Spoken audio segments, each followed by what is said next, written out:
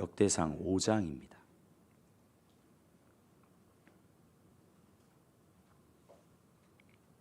오늘은 역대상 4장에서 5장을 살펴보려고 하는데요. 오늘 같이 읽어볼 말씀은 역대상 5장입니다.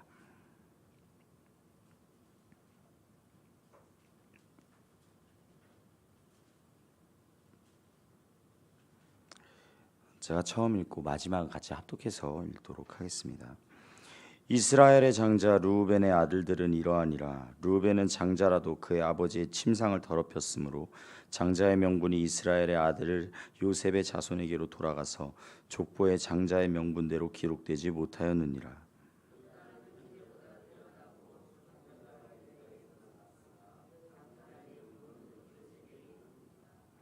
이스라엘의 장자 르우벤의 아들들은 한옥과 밧루아 헤스론과 갈뮤.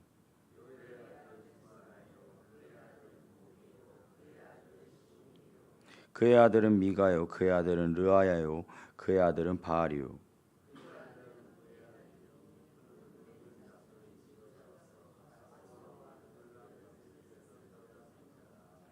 그의 형제가 종족과 계보대로 우두머리 된 자는 여이엘과 스가랴와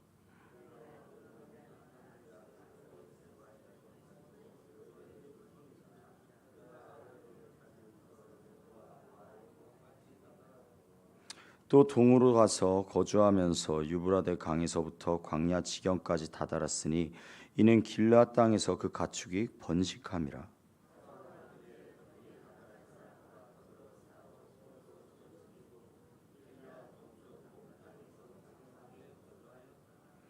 갓 자손은 르우벤 사람을 마주 대하여 비산 땅에 거주하면서 살레가까지 다다랐으니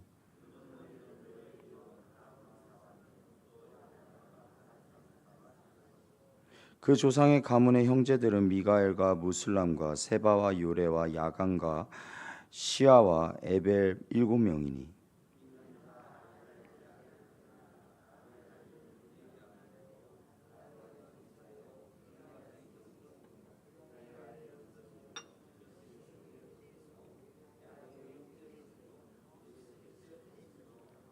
또 군이의 손자 압디엘의 아들 아히가 우두머리가 되었고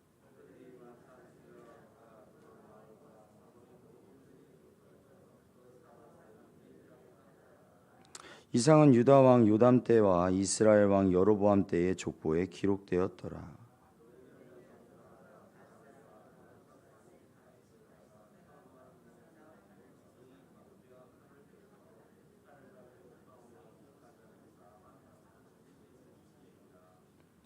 그들이 하갈 사람과 여두르와 나비스와 노답과 싸우는 중에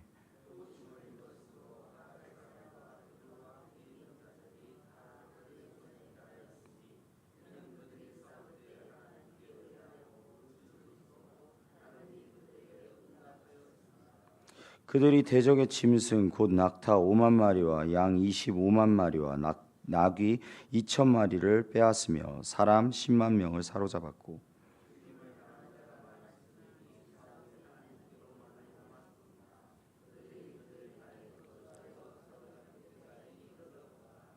므낫세 반지파 자손들이 그 땅에 거주하면서 그들이 번성하여 바산에서부터 바알 헤르몬과 스닐과 헤르몬 산까지 다다랐으며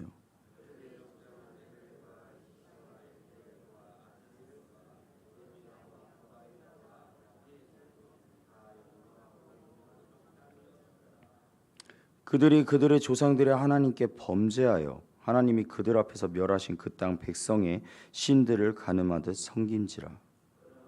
사를 하나님이 아스루 왕 불의 마음을 일으키시며 아스루 왕 디글라 빌레셀의 마음을 일으키시매 곧 르우벤과 갓과 므낫세 반 지파를 사로잡아 헬라와 하볼과 하라와 고산 강가에 옮긴지라.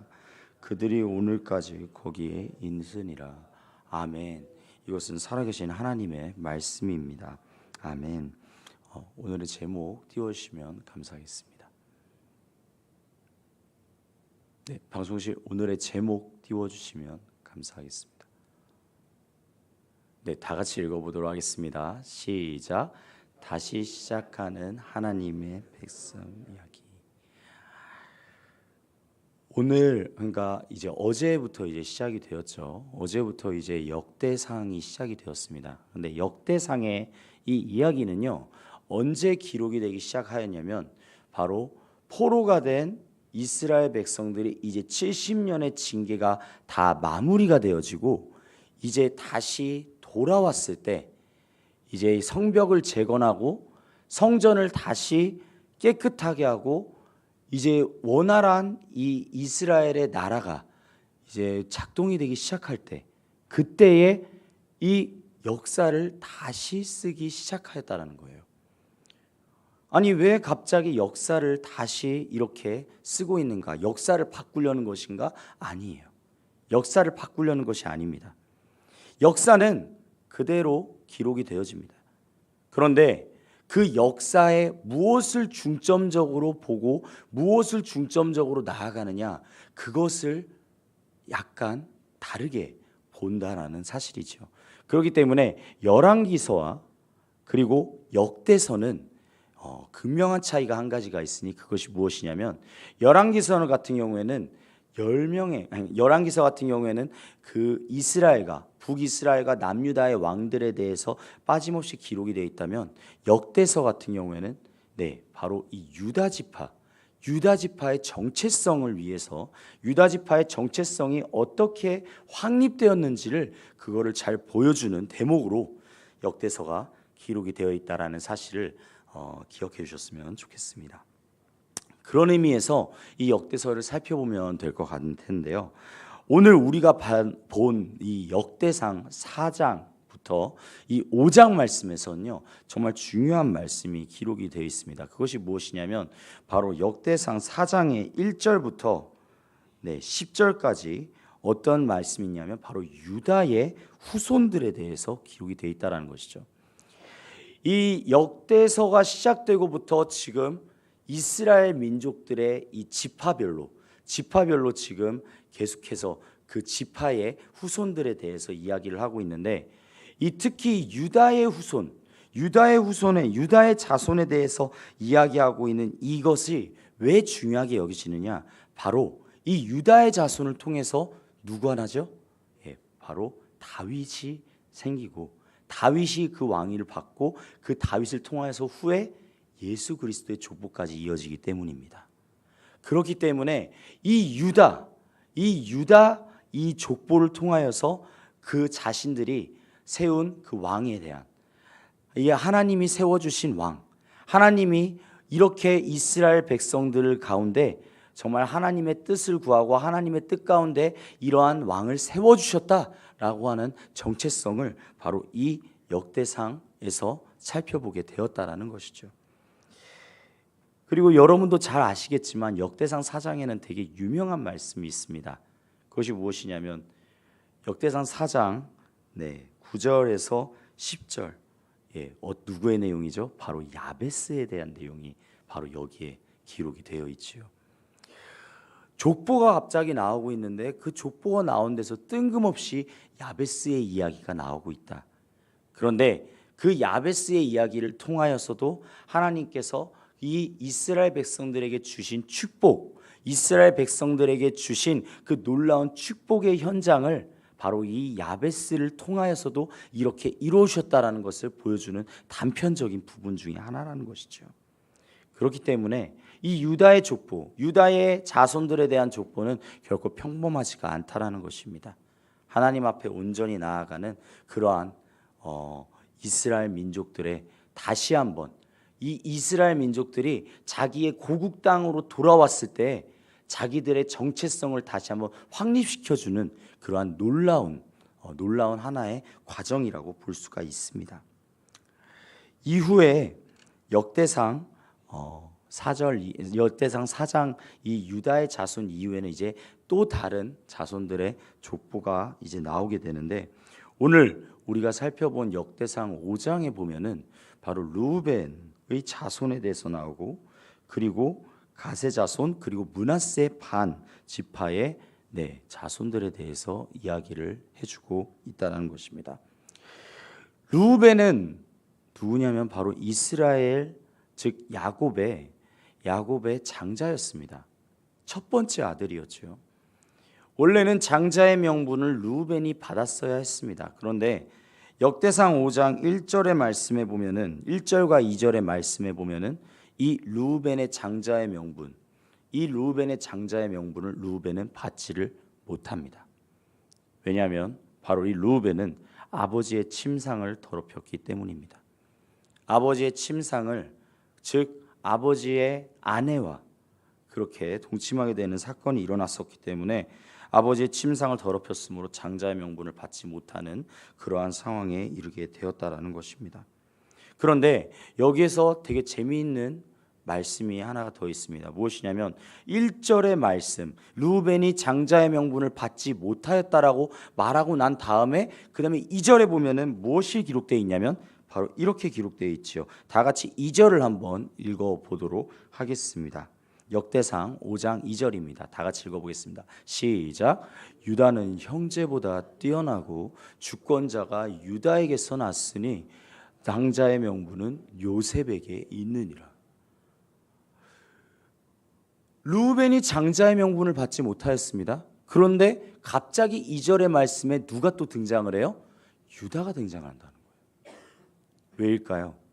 장자의 명분은 이 당시 야곱이 이 르우벤에게 장자의 명분을 빼앗아서 누구에게 주었냐면 바로 이 이스라엘, 이 야곱의 가족들을 전부 다 구원의 길로 이끈 이집트 땅으로 이끌어낸 요셉에게 장자의 명분을 주었습니다. 정확히는 요셉의 두 아들에게 주었죠. 에브라임과 므낫세에게 말이에요. 그런데 이것을 이 역대서에서 기록을 할 때 당시에 요셉에게 주었지만 누구에게 초점이 맞춰져 있어요? 바로 유다에게 초점이 맞춰져 있다는 것입니다. 왜 그럴까요? 아까도 말씀드렸다시피 이 유다의 민족 가운데 왕이 나왔고 이 왕을 통하여서 자신의 정체성을 확립하기 위함이었다라는 것입니다. 그렇기 때문에 이스라엘 백성들에게 있어서 지금 포로에서 이제 70년의 징계를 받고 이 땅 가운데 왔을 때에 자신들에게 지금 필요한 것은 무엇이었는가? 하나님이 우리와 함께 계시다라는 정체성이 필요하였다라는 것입니다. 이번에 저희 어린이 성령 캠프를 진행을 하면서 담임 목사님께서 정말로 좋은 말씀 하나 해주셨습니다. 무엇이냐면 바로 우리의 정체성을 찾아야 한다라고 우리 아이들에게 설교해 주셨습니다. 그것에 대해서 신앙으로 증거해 주셨습니다. 우리의 정체성은 무엇입니까? 우리의 정체성은 하나님이신 줄로 믿습니다. 우리의 정체성은 하나님이 되어야 될 줄로 믿습니다. 하나님이 우리의 마음 가운데 분명히 살아계시고 그리고 그 가운데에서 온전히 역사하시는 분이시라는 사실을 온전히 기억하고 나아가는 우리 성도님들 되시기를 간절히 축복합니다. 그렇습니다. 이스라엘 백성들도 바로 그 정체성이 필요했던 것입니다. 유다 지파를 통하여 하나님이 세워주신 종 다윗, 그리고 그 다윗이 족보가, 다윗의 그 계보가 지금까지 우리에게 이어지고 우리는 이곳에 온전히 주님의 나라를 세울 정체성이 확립되어 있는 그러한 민족들이다. 주 앞에 나아가는 그러한 고백들이 이어지고 있다라는 것이죠. 자, 그런데 이렇게 살펴보면은 정말로 좋은데 그 외에 다른 자손들의 이야기도 나가고 있습니다. 그 중에 시간이 없으니까 딱 한 지파에 대해서 이야기를 한번 해보려고 하는데요. 바로 므낫세 반지파입니다. 므낫세 반지파는 정말로 용맹한 지파였습니다. 이 가나안 땅을 정복할 때 당시에 땅을 분배받기 전에 이미 요단강을 건너기 전에 땅을 받는 대신에 너희들의 그 정복전쟁, 너희들의 그 모든 정복전쟁을 내가 함께 가서 도와줄게 라고 그렇게 말하며 이 므낫세 반지파는요 바로 자신들은 이미 땅을 받았지만 그 정복전쟁에 같이 함께 동참함으로 함께 나아갔던 그러한 용맹스러운 지파들입니다. 그렇기 때문에 그들이 어떻게 보면은 최전선에 나가서 희생을 하기도 하였고요. 최전선에 나아가서 누구도 가지 못하는 그곳을 점령하기도 하였고요. 근데 그 점령한 곳을 자기들이 차지한 것이 아니라 누구한테 줘요? 네, 땅을 받지 못한 다른 지파들에게 나눠주기도 했던 그러한 정말로 어떻게 보면은 이스라엘 민족들에게 정말로 많은 신세를 많은 일들을 그렇게 아낌없이 준 그러한 지파 중에 하나였습니다. 그런데 이렇게 하나님의 축복을 출중하게 받을 수 있었던 지파였는데 마지막에 9절에 보면은 너무나 안타까운 이야기가 나오고 있습니다. 다 같이 25절과 26절을 읽어보도록 하겠습니다. 역대상 5장 25절과 26절입니다. 시작. 그들이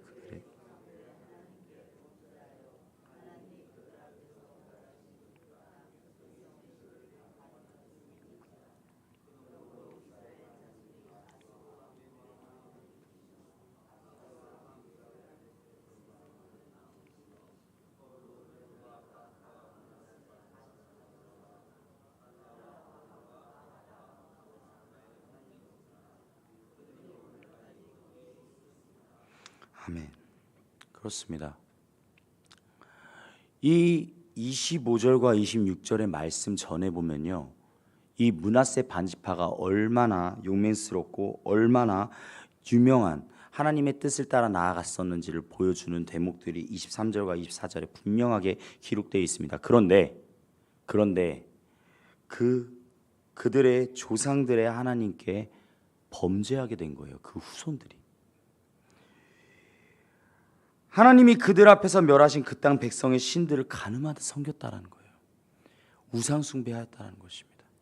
이전에 하나님을 따라 신실하게 섬기고 나아갔던 그 므낫세 반지파가 아니라 하나님을 저버리고 하나님께 나아가지 못하는 그러한 지파로 변하게 되었다라는 것입니다. 그래서 결국엔 그 므낫세 반지파는 하나님의 심판을 받게 됩니다. 누구를 통하여서요? 바로 아수르를 통하여서 말이에요. 이전에 하나님 앞에 온전히 나아가였지만 하나님의 뜻을 저버리는 그 순간 너무나도 한순간에 그 마음을 잃어버리게 되는 그러한 모습을 보게 됩니다. 사랑하는 성도님들, 주님 앞에 끝까지 나아갈 수 있기를 간절히 소망합니다. 우리의 믿음 온전히 끝까지 지키고 나아가서 정말 주님께서 뜻을 변하지 않는, 주님께서 뜻을 변하는 것이 아니라 정말로 주님께서 온전히 우리의 삶 가운데 그의 뜻을 온전히 이루며 살아가는 그러한 놀라운 은혜와 축복이 일어날 수 있기를, 끝없이 함께 되어질 수 있기를 주님의 이름으로 간절히 축복합니다. 우리 서천중앙교회는 주 앞에 언제나 항상 나아가야 될 줄로 믿습니다. 그 마음을 잃지 않고 나아가는 우리 모두가 되기를 간절히 소망합니다. 아멘. 기도하도록 하겠습니다. 하나님 아버지, 오늘도 주님 앞에 아버지 말씀을 듣고 주님을 향한 고백 가운데로 나아갑니다. 아버지, 이제 역대상 시작되었습니다. 이 역대기를 통하여서 주님의 말씀, 주님의 그 은혜를 사모하며 나아가는 우리 모두가 될 수 있도록 인도하여 주시옵소서. 주님께서 우리에게 계속해서 말씀하시는 바로 우리의 정체성, 그 정체성을 우리도 온전히 확립하며 나아갈 수 있기를 원합니다. 주님, 우리의 마음과 우리의 생각이 정말 주님께 온전히 확립되어지며 나아가는 그러한 시간이 될 수 있도록 인도하여 주시옵소서. 다른 곳에 한눈을 파는 것이 아니라 오직 주님만을 구하고 주의 말씀 가운데 더욱더 살아가는 그런 우리 모두가 되게 하여 주시옵소서. 감사를 드리며 예수님의 이름으로 기도드렸습니다. 아멘. 우리 다 같이 기도하면서 나아가도록 하겠는데요. 네, 주님을 향한 기도 가운데로 나아갈 때 우리의 마음 가운데 오늘 주신 이 말씀을 가지고 주님, 내가 끝까지 주님의 그 말씀을 붙들고 나아가겠습니다. 주님을 향한, 주님과 함께 동행하는 삶 가운데 끝까지 주님만을 붙들며 나아가도록 주님 하겠습니다. 주여, 이 마음을 지켜주시옵소서. 이 마음 가운데 온전히 거하여 주시옵소서라고 우리 다 같이 주여 세 번